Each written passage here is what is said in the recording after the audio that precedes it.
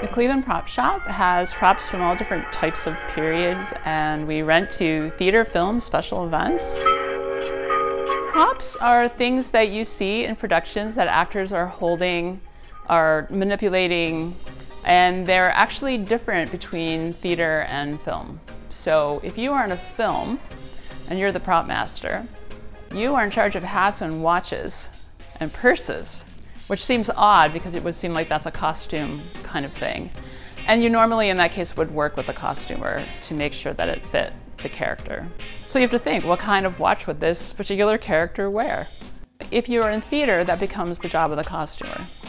I do collect props, and I think I was a prop master and didn't know it my whole life. So I have been collecting things, and I acquire new things each and every day. You find things, for everything from the 1800s going into the 1970s and 80s even. So if I don't have it, I will try to get it for you.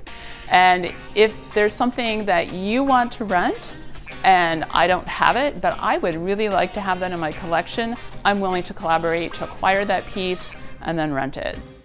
This is a 1970 television that is in mint condition, and it actually works. No remote because there wasn't one. You know, when you work with props, and people watching movies don't probably think about this, but it's kind of like, well, that particular watch or that particular piece, it's a reflection of that character, that time, that period, and that place. So it's really very highly textured. And I think people only notice when it's wrong. When I work on theater productions, I really tend to work as though I'm working on a film. So I create a lot of detail, and I find that actors really appreciate it. I worked on Mame's Lady Windermere's fan, and her name is on the fan, and nobody in the audience is ever going to see that, but the actress constantly makes reference to that. And so I made sure that each and every fan that was part of that production had the name Margaret on it.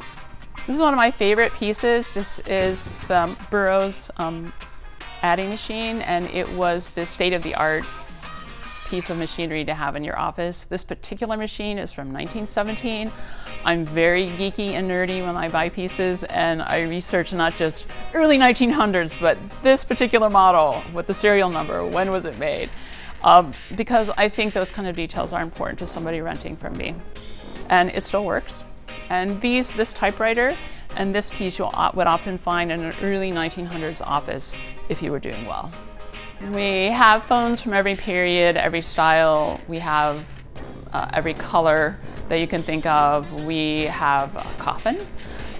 We have old office things, and there are even small things like staples from 1930 or thumbtacks from back in the day. So no one's going to really want to keep that, but those are the kind of little treasures I like to find.